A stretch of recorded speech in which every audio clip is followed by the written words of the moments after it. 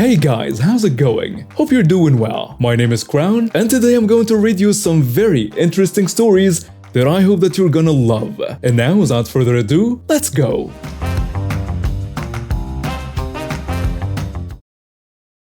Hey there, this is my first time posting. Tell me if you want to hear more stories like this one because I have many. A little context, I have asthma. Been diagnosed ever since I was 3. The smell of pesticides and detergents are among the strongest triggers for me. I always have my inhaler with me and I learned over the years to manage it. Now for the story. I was in the store shopping for some frozen breakfast burritos and toilet paper. I shop a lot at that store and usually stay away from the cleaning products aisle because of my asthma. But some rearrangements were made and I didn't know where the toilet paper was, so I was passing through many aisles. I came to the start of the cleaning products aisle, saw what it was and immediately bolted. There was a lady in that aisle spraying air fresheners in the air to decide which one she liked, I guess. And when she saw me running away, she screamed at me, "Hey, you, come here." I thought she was shouting at someone else as I wasn't wearing the uniform of the store and I had a basket in my hand. I was in the middle of my hunt for toilet paper when I felt a hand on my elbow. "I'm talking to you, you witch." I turned around to see this lady, mask at her chin, with the ugliest shade of red lipstick. I'm asthmatic and high risk for COVID and for other reasons as well. So I reacted fast by taking a few steps away and saying, "Please put on your face mask. I'm high risk." She seemed really angry and said, "You can't tell me what to do. I tell you what to do. You work for me. Now come here and smell these for me and tell me which one is better." I saw this upcoming scene in slow motion, her taking off the lid of the bottle and spraying the product on my face. Twice. She was doing that so I can compare between the two smells. I was already getting iffy ever since she came close to me because, well, she smelled to the air fresheners, so my attack had already started before she sprayed. I quickly threw the basket in my hands and started looking for my inhaler in my backpack. After I got it out, she quickly grabbed my hand and told me, "Help me first and get to your drugs, you brat." My chest was becoming really tight now. I pushed her over, causing her to stumble back a few steps and quickly grabbed my inhaler and saved my life. I was still catching my breath and coming down from the adrenaline rush from this whole interaction when I heard, "There she is.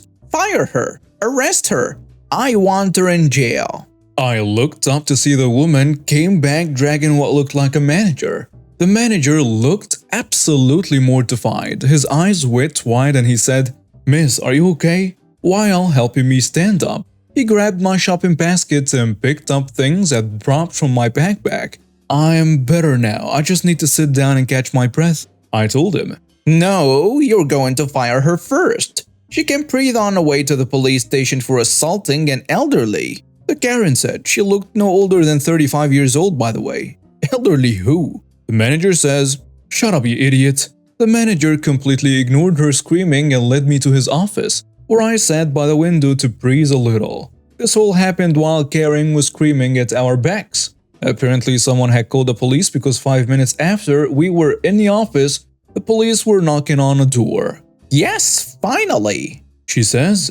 The manager asked me, "Would you like to press charges?" And Karen's face was a carbon copy of a Pikachu's shocked face. "What are you talking about? I'm the one who was assaulted by this employee." I finally had the energy to scream at her. "Oh, how can you be so stupid? I obviously don't work here. I also very obviously just had an asthma attack right in front of you. Who do you think you are, witch?" The police officer asked us for our stories and I explained what happened. And of course I told the whole truth. The Karen said some nonsense that the police officer looked absolutely done with. He asked for the CCTV and the manager gladly obliged and showed him the footage. I said that I want to press charges for assault. The police officer put the woman in cuffs and took her away. The manager gave me my stuff for free and offered to call an ambulance, but I told him I was fine and used to my asthma. In the end, I got home and enjoyed my burrito. Once upon a time in a land far away, not really, but I've always wanted to start a story like that, so yeah, but this is a long read. About 9 years ago, I had to find a new place to live. I have been having problems finding a place to live due to certain difficulties. I'll just say that sometimes it can be very difficult being a woman of color in the South, and leave it at that. A friend of mine told me that he was moving out of his apartment, which had a 3-bedroom, 1.5 bath, and he said he put in a good word to his landlady. We met and she agreed to rent it to me. At first, it seemed like I'd finally caught a break. I talked to my neighbors, a surveying company that rented the apartment next to mine, and a co-worker who lived near the end of the hall. They told me to be careful of her. I thought they were just trying to scare me into moving out because we were in this house, after all, and it wouldn't have been the first time that had happened to me, so I just ignored their warnings. The first rainstorm of the spring proved that they weren't just trying to scare me. The ceiling leaked. I, along with the other tenants, asked her to fix it. She put a tarp on her roof, as if that was supposed to fix anything. There were no less than 8 leaks in my ceilings, and eventually, a piece of my ceiling actually fell. Luckily, nobody was home at the time. Since the roof continued to leak, that brought out, you guessed it, water bugs, namely roaches. The roaches got so bad they took over an entire cupboard. If you opened it, a wave of the nastiest bugs in the existence of humankind would fall on you, and get him off me panic dance would ensue. I sprayed, bombed, put down roach poison, everything I could do to get rid of them.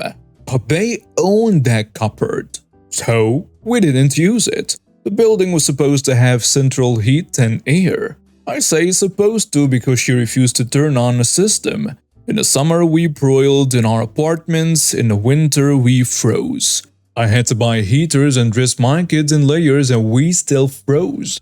Not only that, but apparently the slumlord landlady didn't realize that pipes could freeze if there was no heat in the building. Those were her exact words. Why, you may be asking, didn't I go to the health department and report this slum lady? Well, I did. I was told they couldn't do anything about it, and if it's really that bad, I should move. Well, if I could have afforded to move, I would have. In the state where I was living, you could withhold rent as long as you could prove you've made a good faith attempt to contact the landlord to get repairs done. So that's what I did. That got her attention fast, but she refused to fix anything. In November, she gave me an eviction notice. I contacted legal aid for some free legal advice. They said that she would have to take me to court, and if I showed all my evidence to a judge, there was no way she could evict me. The eviction date came and went. Nothing happened. She came by and tried to intimidate me into moving. Nothing. She turned off the water, which is totally illegal, but luckily, the half-bath still had running water. She came by to beg me to move out. Nothing. She did everything short of actually taking me to court because she didn't want to pay to go to court. Plus, I'm pretty sure she knew she'd lose. I lived in that hole of an apartment rent-free for 6 months while I looked for a new apartment. I finally found one. Thanks to all the money I saved from not paying her, I was able to come up with a rent. All this build up and you're asking, where is the revenge? Well, here it is. I didn't clean the apartment after we moved out. Okay, I let my kids use the bathroom that didn't have water. My son somehow broke the other toilet so it stopped flushing. I piled trash in the middle of each and every room, and I left old food in the fridge. After I shut the power off, I left the fridge open and managed to get the roach-infested cupboard open from halfway across the room so they could feast. By the time I was done, that apartment went from a crap hole to a dark, hot, nasty, noxious, hellish roach paradise. I'll never know how she reacted to finding the apartment like that, but I like to think that she regretted trying to take advantage of me. I had a problem with my neighbor for so many years. He terrorized the area. He was a drug addict and dealer, which is his business, but don't make it my issue. Thus, we always had unsavory people popping up, breaking into houses and cars, stealing packages and so on. I know it has everything to do with him because he had previously admitted that it was his friends doing it, and I've seen CCTV from other neighbors showing his friends damaging cars and so on. He stole in bank cards that came in the mail, makes the most obnoxious amount of noise that wakes me up, and his friends/fiends almost always ring my bell in the dead of the night. And they do that around 2 and 3 in the morning. I've shouted at them so many times and have argued with them too. My neighbor has also been in prison multiple times for various things, including very serious crimes, so you'd think he would do well to keep his head low as a free man. We live in a house converted into apartments. We're 3, where there are 4 apartments, a main area downstairs to walk through/where mail goes, and he always leaves the main door open, which I told him not to, so his friends can come and go. Sometimes they would kick the door down and trash the area. Whenever I get a package and I wasn't home, the crappy couriers would leave the package unattended in the front garden or the main area outside my door, despite me instructing them not to. My package would be stolen by my neighbor and his friends in seconds. This went on for years, and when confronted, he denied, but I knew it was him. The other 2 apartments are old people who I'm friendly with who also dislike him. The issue is, I never had any proof. I once called the police after he wrote a note to me apologizing for his friend stealing my package, but that went nowhere. This time I wasn't going to let my over 250 pounds worth of stolen packages go amiss. I put up a camera in the main area, I saved the boxes from other packages, and placed an apple and some plastic bags in there for weight. Set them outside, and within 5 minutes, they were stolen by his friend who hadn't seen the camera. Gotcha. I called the police, who commended me on my setup skills, and they came over. But by the time they did, the guy had left the building with packed bags that were definitely filled with drugs to sell, and they told me they would look out for him. A few weeks later, I got a call from the police about it. I also tell them that I am absolutely certain he sells Class A drugs and has been terrorizing the area. They told me they would pay me a visit. 5 days go by, and at 7 a.m. I get a call from the same officer asking me to open the door quickly and quietly. I do, and she tells me to go inside, but not before I see about 15 plainclothes officers hiding behind the wall. I look through the peephole, and they all storm inside, put down his door, and arrest everyone inside. It was basically a crack house, as well as seized boxes of drugs. This was all caught on a camera I bought, so I sent the footage to the landlord.